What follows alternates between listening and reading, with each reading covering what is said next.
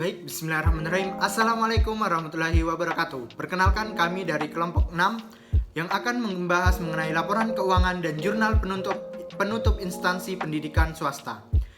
Nah, kami beranggotakan oleh 3 orang anggota. Yang pertama saya sendiri, yaitu Syahrul Mubin NIM 19170001. Yang kedua ada Rashidah Rahmatul Haq NIM 19170021. Yang terakhir ada Ina Mahla Asafilah NIM 19170065. Nah, sebelum memasuki penjelasan, alangkah baiknya kita berdoa.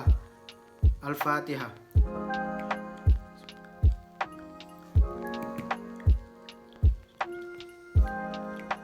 Amin amin ya rabbal alamin. Baik, pembahasan yang akan kami bahas yaitu yang pertama, pengertian laporan keuangan. Yang kedua, bagaimana laporan keuangan di instansi pendidikan swasta. Yang ketiga, pengertian dan tujuan jurnal penutup. Yang terakhir, cara membuat jurnal penutup. Nah, di Indonesia adalah negara yang saat ini mengalami perkembangan yang pesat terutama pada bidang-bidang tertentu, termasuk seperti sektor yang berfokus pada pengelolaan publik, dapat ditandai dengan keberadaan tuntutan masyarakat yang bersifat akuntabilitas terhadap lembaga-lembaga dan instansi publik, baik yang berada di pemerintahan pusat maupun daerah. Reformasi ini sangat memberikan dampak signifikan dalam perkembangan akuntansi, khususnya sektor publik, dengan berbagai cara agar tercapai sistem akuntansi pemerintahan yang terbuka dan dapat dipercaya. Nah, pemerintah di sini harus mengerjakan perbaikan-perbaikan terhadap sistem yang digunakan sehingga keuangan suatu negara dapat mengalami berbagai macam perubahan mendasar dalam bidang-bidang tertentu yang tentunya dapat memberi dampak positif berupa dukungan reformasi yang mana dapat meningkatkan jalannya suatu sistem keuangan sesuai ketentuan yang berlaku. Contohnya, perubahan yang paling penting yaitu pada bidang akuntansi, termasuk pada akuntansi sektor pendidikan. Nah, perubahan yang terjadi pada bidang akuntansi pemerintahan ditandai dengan adanya penerapan peraturan pemerintahan nomor 24 tahun 2005 tentang standar akuntansi pemerintah atau SAP. Nah, yang berlaku untuk pemerintah pusat maupun pemerintah daerah. Dalam penyusunan laporan pertanggungjawaban pelaksanaan APBN atau APBD, standar akuntansi pemerintahan yang mencakup basis kas yaitu untuk pengukuran dan pengakuan pendapatan dan belanja, sedangkan basis akrual untuk pengukuran dan pengakuan aset, kewajiban dan ekuitas. Nah, kedua basis tersebut digunakan untuk merencanakan sebuah pelaporan keuangan sehingga dapat melakukan peran aktif pada pengelolaan pendidikan tersebut. Langsung saja kita akan membahas materi selanjutnya yaitu pengertian laporan keuangan. Nah, menurut Kasmir, dalam pengertian yang sederhana, laporan keuangan adalah laporan yang menunjukkan kondisi keuangan sebuah perusahaan pada saat ini atau dalam suatu periode tertentu. Jadi di sini laporan keuangan merupakan laporan yang menunjukkan kondisi suatu keuangan dalam sebuah perusahaan atau sebuah lembaga pada saat ini ataupun yang akan datang, ataupun suatu periode tertentu. Nah, dalam laporan keuangan pada saat ini yaitu berkaitan kondisi terkini suatu perusahaan atau instansi untuk mengetahui perkembangan perusahaan selama periode tertentu. Nah, periode laporan keuangan dibuat 3 bulan atau 6 bulan sehingga dengan adanya laporan keuangan, perusahaan dapat mengetahui posisi keuangan terkini dengan menganalisis laporan keuangan tersebut. Nah, laporan keuangan salah satu sumber informasi serta dokumen penting yang digunakan oleh pengelolaan keuangan dalam proses pengambilan keputusan. Nah, laporan keuangan disusun untuk menyediakan informasi yang berkaitan mengenai posisi laporan keuangan dan transaksi yang dilakukan oleh pelaporan keuangan selama satu periode pelaporan. Nah, laporan keuangan ini memiliki peranan penting dalam mengetahui operasional pemerintahan, dalam mengetahui nilai suatu sumber daya ekonomi untuk melaksanakan kegiatan operasional pemerintahan, mengevaluasi efisiensi suatu entitas pelaporan keuangan, dan mengikuti ketentuan suatu dengan peraturan perundang-undangan.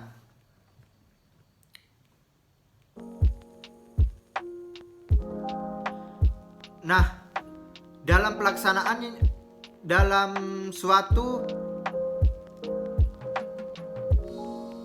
di sini menurut Komite Standar Akuntansi Pemerintahan, dalam buku Peraturan Pemerintah Nomor 71 Tahun 2010 tentang Standar Akuntansi Pemerintah, entitas pelaporan keuangan mempunyai kewajiban untuk melaporkan upaya apa saja yang telah dilakukan serta hasil yang dicapai dalam pelaksanaan yang terstruktur pada suatu periode pelaporan.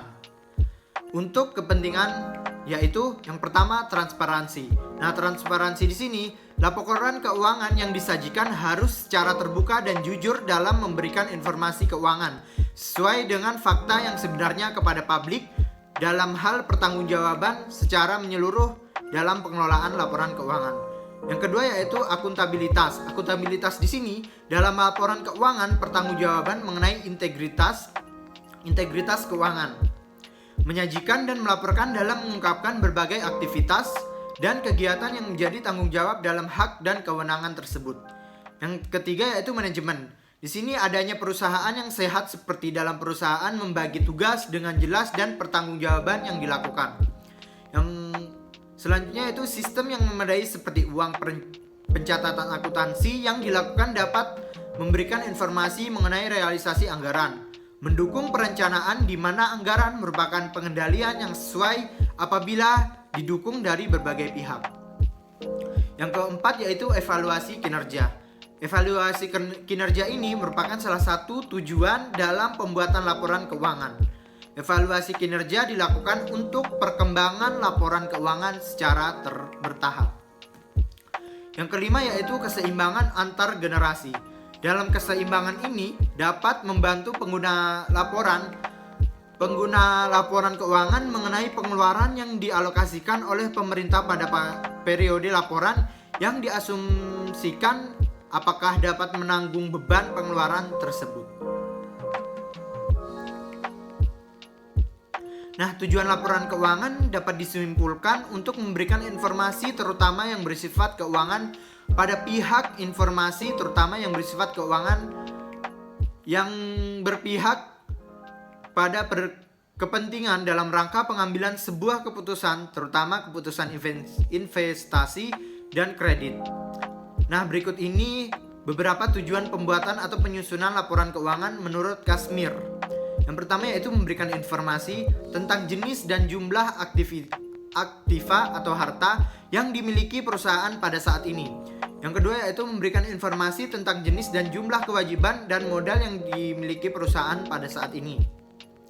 Yang ketiga yaitu memberikan informasi tentang jenis dan jumlah kewajiban dan modal yang dimiliki perusahaan pada saat ini. Yang ketiga yaitu memberikan informasi tentang jenis dan jumlah pendapatan yang diperoleh pada periode tertentu. Yang keempat yaitu memberikan informasi tentang jumlah biaya dan jenis biaya yang dikeluarkan perusahaan dalam periode tertentu. Yang kelima yaitu memberikan informasi tentang perubahan-perubahan yang terjadi terhadap aktiva, pasiva, dan modal perusahaan. Yang keenam yaitu memberikan informasi tentang kinerja keuangan sebuah perusahaan dalam suatu periode. Yang ketujuh yaitu memberikan informasi tentang catatan atas laporan keuangan atau CALK. Yang terakhir yaitu informasi keuangan lainnya. Nah, jadi dengan adanya informasi tentang berbagai tujuan pelaporan suatu perusahaan, maka dapat diketahui kondisi keuangan perusahaan secara menyeluruh, transparan, dan harus dimengerti dan dipahami tentang kinerja keuangan perusahaan atau instansi lainnya. Nah, selanjutnya yaitu laporan keuangan di instansi pendidikan swasta.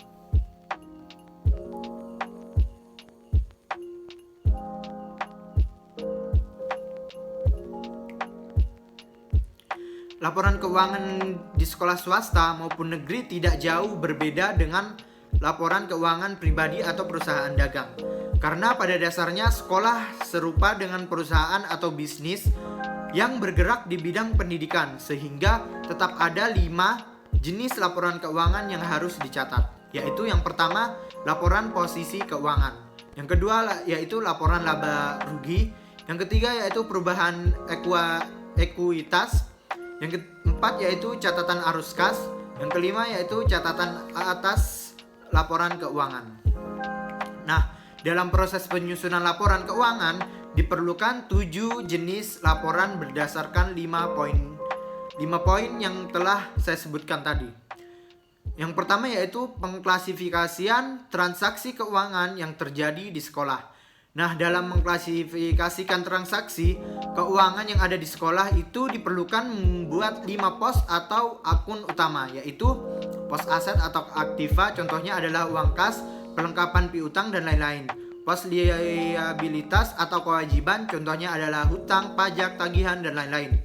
Yang ketiga yaitu pos ekuitas atau modal, contohnya dana bantuan, dana pendirian sekolah dan lain-lain.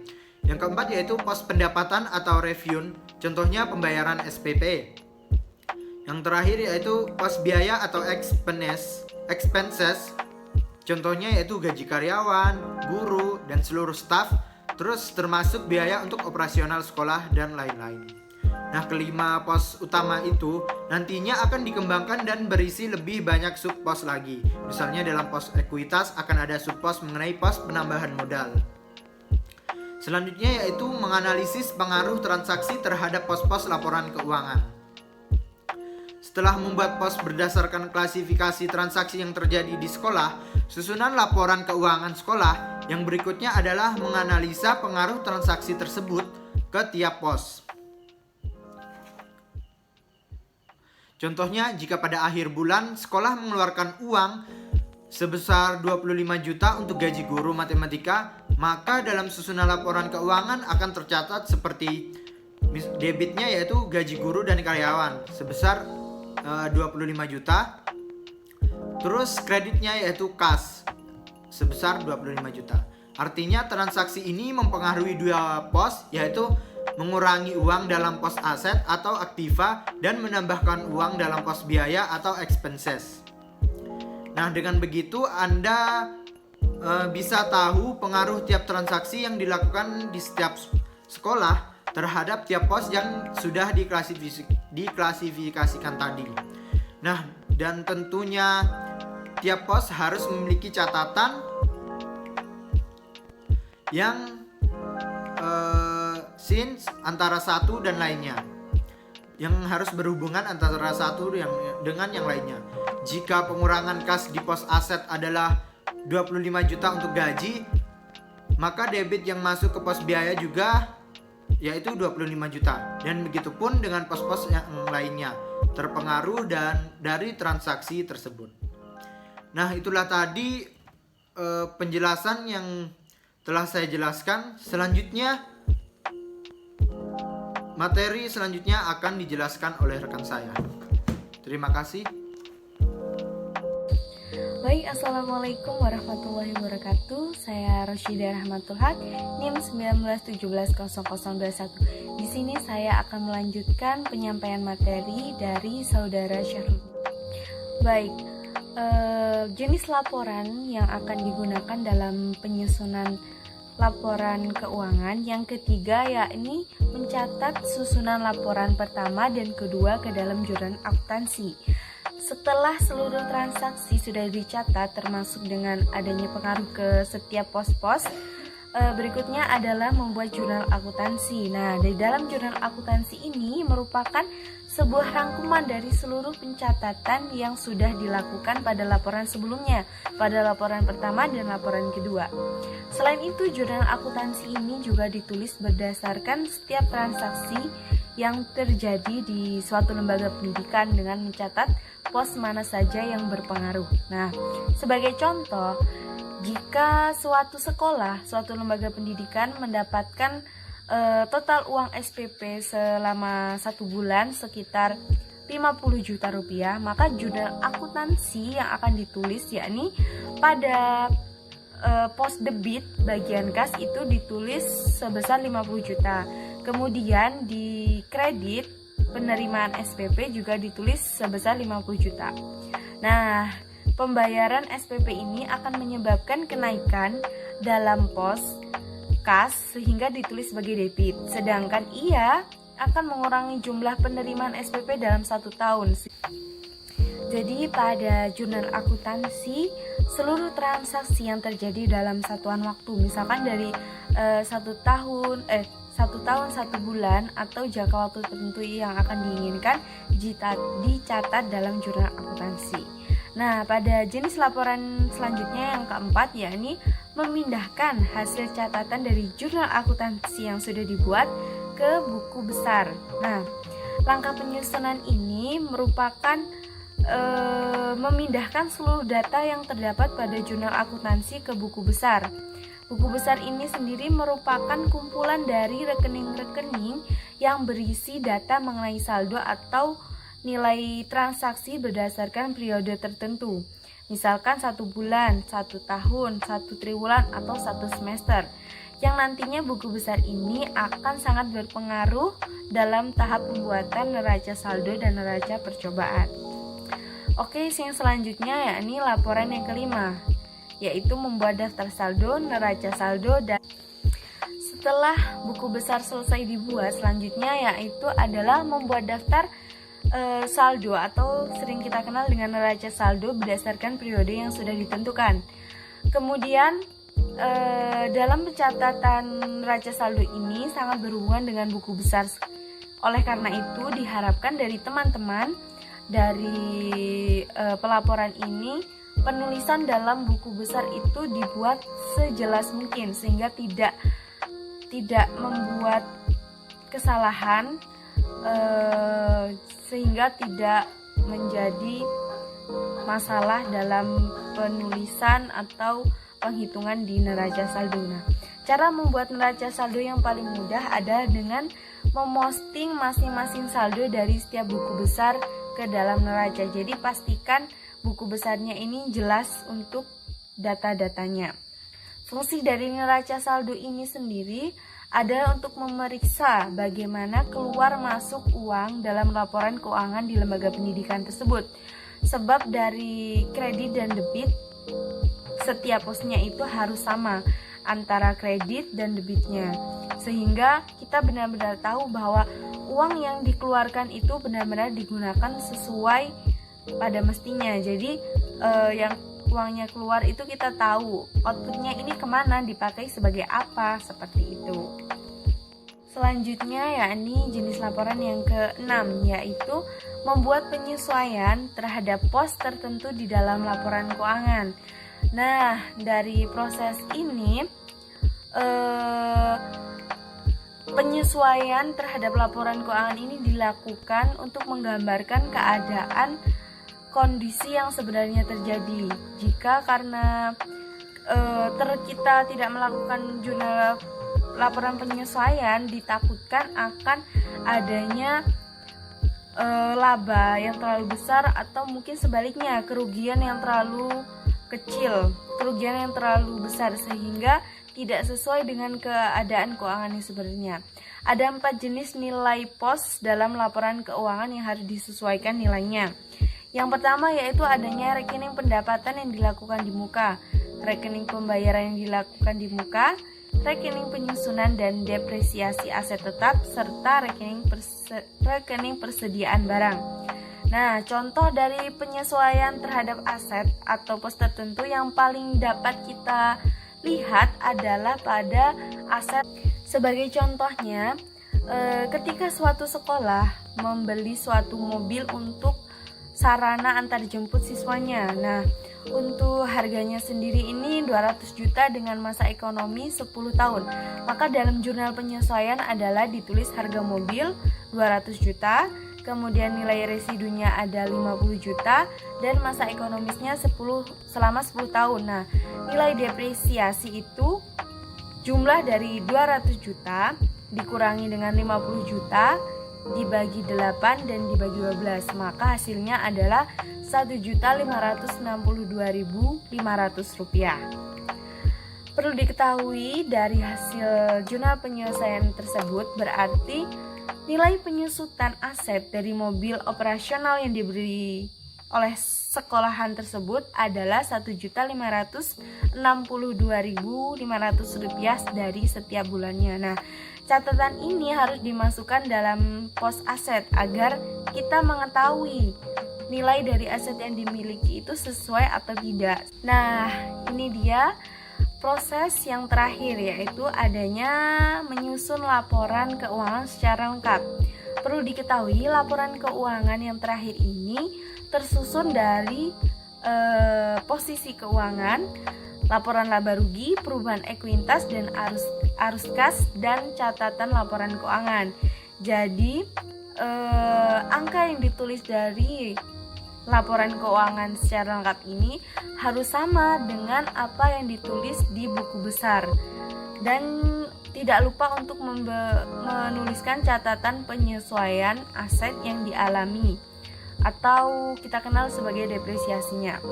Setelah kelima laporan tersebut selesai dibuat, barulah kita dapat mengirimkan data secara keseluruhan laporan keuangan di lembaga pendidikan itu kepada pihak yang lebih berwenang, misalkan kepada manajemen TU-nya, staf TU-nya, atau kepada kepala sekolah di lembaga setempat.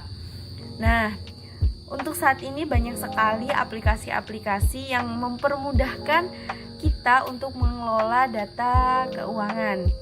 Tentu saja, jika menggunakan aplikasi online itu cukup kita memasukkan data yang diperlukan, secara otomatis data tersebut akan diproses. Mungkin itu yang dapat saya sampaikan, kurang lebihnya mohon maaf. Selanjutnya akan disampaikan oleh Saudara Ina Mahla Asafila. Cukup sekian, wassalamualaikum warahmatullahi wabarakatuh. Saya sebagai pemateri yang ketiga akan melanjutkan pembahasan yang berikutnya, yaitu mengenai pengertian dan tujuan dari jurnal penutup dan bagaimana cara membuat jurnal penutup. Yang pertama yaitu pengertian dari jurnal penutup. Nah, jurnal penutup ini adalah jurnal yang dibuat untuk memindahkan saldo rekening nominal ke rekening modal, sehingga rekening modal ini menunjukkan saldo akhir yang sesuai dengan neraca yang sudah tercantum. Nah, setelah jurnal penutup ini diupload ke rekening buku besar, maka dengan sendirinya rekening nominal ini akan menjadi tertutup atau bersaldo nol, sehingga dapat siap digunakan untuk mencatat transaksi periode berikutnya atau diganti dengan formulir rekening buku besar yang baru. Nah, dalam rangka untuk menerapkan prinsip akuntansi, yaitu periode akuntansi operasional, suatu organisasi ataupun perusahaan yang dipecah ke dalam periode-periode tertentu seolah-olah itu dihentikan terlebih dahulu agar kesuksesan dari organisasi ataupun perusahaan dapat dinilai. Untuk keperluan tersebut, seluruh perkiraan nominal itu mengalami perubahan selama periode akuntansi harus ditutup melalui jurnal penutup. Nah, perkiraan-perkiraan nominal yang ditutup ini terdiri dari perkiraan biaya dan perkiraan pendapatan. Nah, bila mana organisasi atau perusahaan itu milik perorangan, selain jurnal tertutup di atas tadi, perlu ditambahkan dengan penutupan perkiraan pengambilan pribadi dan modal. Nah, bila perusahaan atau organisasi itu berbentuk perseorangan terbatas, maka jurnal penutup yang ditambahkan di sini adalah untuk perkiraan dividen dan laba yang ditahan. Hasil jurnal penutup ini selanjutnya akan dimasukkan ke dalam pencatatan ke dalam buku besar. Nah, kegunaan jurnal penutup adalah untuk menutup saldo yang terdapat dalam semua rekening yang bersifat sementara. Nah, kata penutup ini berarti yaitu mengurangi saldo rekening sehingga menjadi nol. Dengan perkiraan pada periode berikutnya, semua rekening sementara itu akan bisa dimulai lagi dengan saldo nol. Dengan cara ini pula akan dapat dipisahkan antara jumlah saldo-saldo rekening sementara untuk periode ini dengan jumlah saldo-saldo rekening sementara pada periode berikutnya. Selain itu, jurnal penutup ini berguna agar saldo rekening modal menunjukkan jumlah yang sesuai pada keadaan akhir periode. Dengan adanya jurnal ini, maka saldo rekening modal akan sama dengan jumlah modal akhir yang dilaporkan dalam neraca. Dengan adanya jurnal penutup, maka organisasi ataupun perusahaan dapat melanjutkan kembali kegiatan akuntansinya untuk periode yang selanjutnya. Hal ini sejalan dengan anggapan bahwa suatu organisasi atau perusahaan akan selalu melanjutkan kegiatannya untuk masa waktu yang panjang.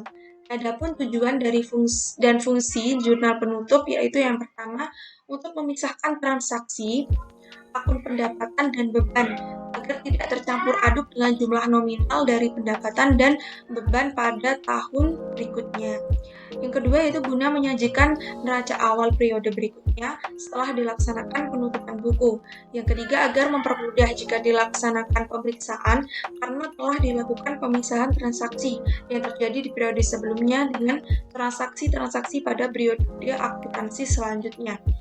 Yang terakhir yaitu untuk menyajikan informasi keadaan yang sebenarnya atau real suatu organisasi atau perusahaan setelah dilakukan penutupan buku atau jurnal penutup ini, laporan keuangan hanya dapat diperlihatkan tentang akun yang sesungguhnya yang terdiri atas harta, kewajiban, dan ekuitas. Pembahasan yang berikutnya yaitu cara membuat jurnal penutup. Nah, format laporan penutupan keuangan susunannya sama seperti jurnal umum. Entry jurnal yang disusun pada akhir periode ini digunakan untuk mentransfer saldo ke akun permanen.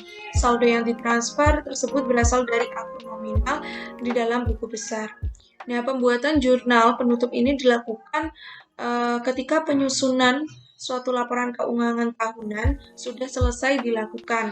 Nah, setiap akun dari nominal akan dipastikan saldonya itu telah kembali berjumlah 0 agar perusahaan bisa mengatasi atau melalui siklus akuntansi pada periode berikutnya. Nah, penyusunan jurnal penutup ini sebenarnya itu berdasar pada laporan laba rugi. Pihak akuntan suatu organisasi ataupun perusahaan tidak perlu bingung lagi untuk membuka laporan keuangan lainnya karena laba rugi itu sudah dipaparkan atau sudah ditentukan angka nominalnya secara rinci. Format jurnal umum yang dibuat sama seperti jurnal juga mempunyai tujuan utama untuk mempercepat proses pengerjaannya. Di samping itu, format dianggap untuk mempermudah pihak auditing untuk memeriksa akun apa saja yang ada di dalam jurnal penutup. Komponen yang ada di dalam jurnal penutup antara lain adalah akun pendapatan, beban, ikhtisar, laba atau rugi, dan brief.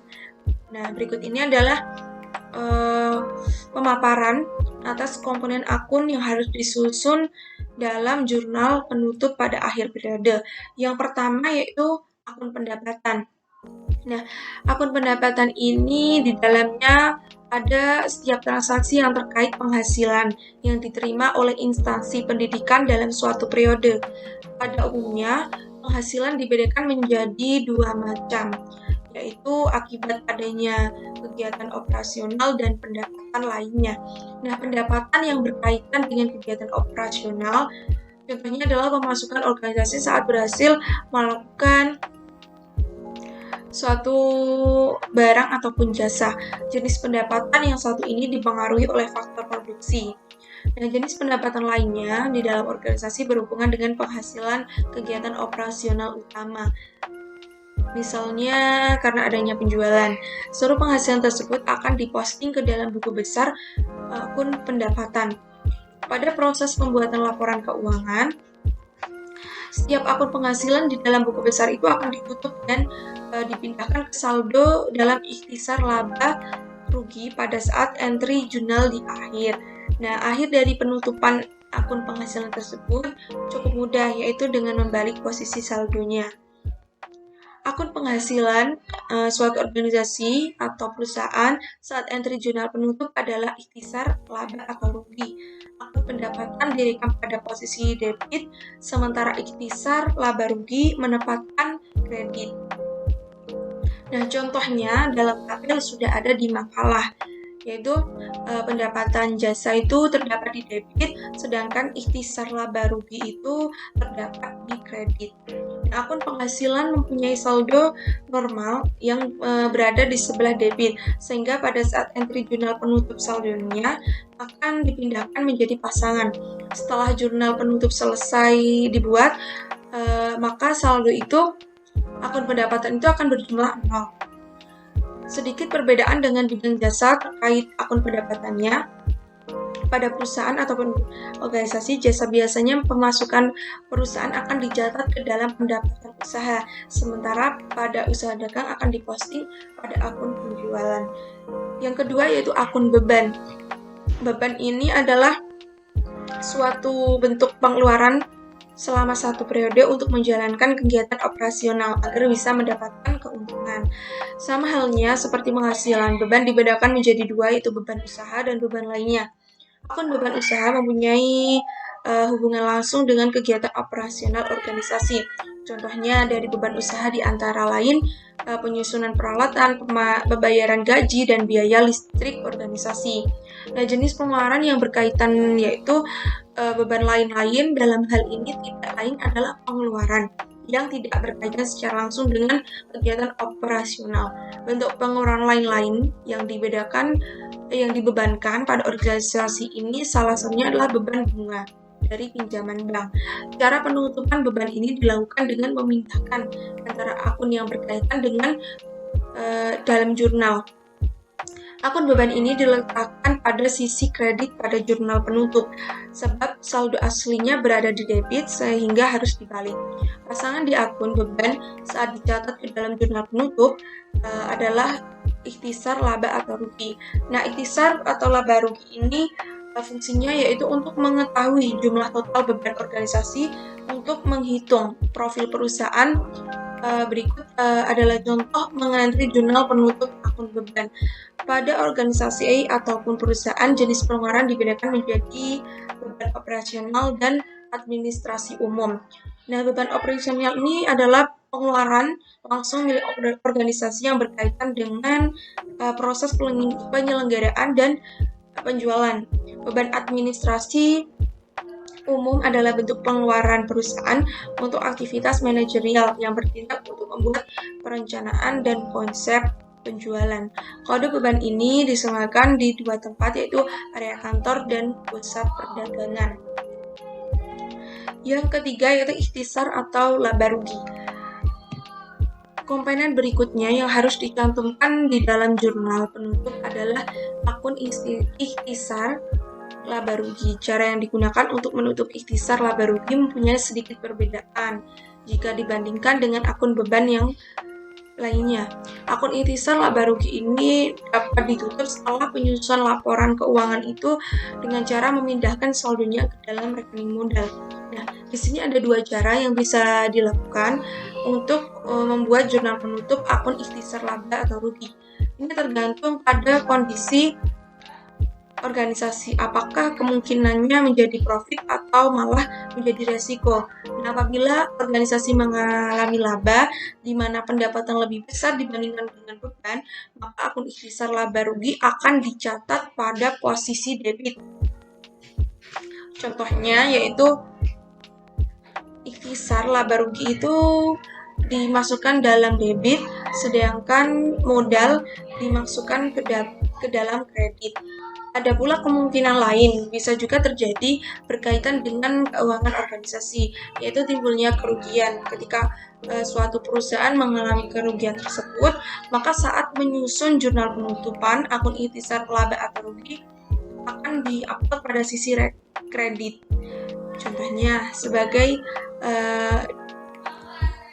modal, maka modal itu dimasukkan ke debit, sedangkan ikhtisar laba rugi maksudnya modal itu dimasukkan ke dalam debit dan ikhtisar laba rugi dimasukkan dalam kredit. Nah, setiap kondisi akun ikhtisar laba atau rugi di dalam jurnal penutup harus diposting karena mempunyai pengaruh dalam modal untuk periode akuntansi berikutnya. Nah, modal yang dimiliki akan bertambah atau berkurang sesuai dengan apa posisinya di jurnal penutup tersebut. Yang keempat yaitu akun priv. Nah, akun terakhir ini harus dapat ditutup saat menyusun jurnal akhir periode ini adalah akun priv. Nah, pengertian dari akun priv. Priv ini merupakan pengeluaran pribadi oleh pemilik organisasi ataupun perusahaan yang biasanya mempunyai jumlah minim. Priv itu akan di-upload ke dalam buku besar untuk dapat diadakan penutupan dalam jurnal akhir periode. Nah, pengeluaran berbentuk priv ini akan mempengaruhi daripada posisi modal, meskipun pengaruhnya adalah meskipun privnya itu dalam jumlah kecil. Priv ini nanti akan dicatat pada sebelah kredit jurnal penutup, sementara bagian debit akan diisi dengan modal. Penarikan modal milik pribadi tersebut akan mempengaruhi antara nominal dalam saldo modal organisasi untuk periode akuntansi berikutnya. Nah, yang perlu diperhatikan sebelum membuat jurnal penutup, sebaiknya itu pemilik tidak mengambil modal tersebut secara berlebihan. Pengambilan modal yang dilakukan itu terlalu sering dan berlebihan harus dihindari agar terciptanya kestabilan keuangan tetap bisa dipertahankan. Nah, pada proses penyusunan jurnal penutup, proses akun priv berada di sebelah kredit, sementara pada bagian debitnya akan diisi oleh modal. Nah, itu saja yang dapat saya sampaikan. Apabila ada salah kata, mohon minta maaf. Assalamualaikum warahmatullahi wabarakatuh.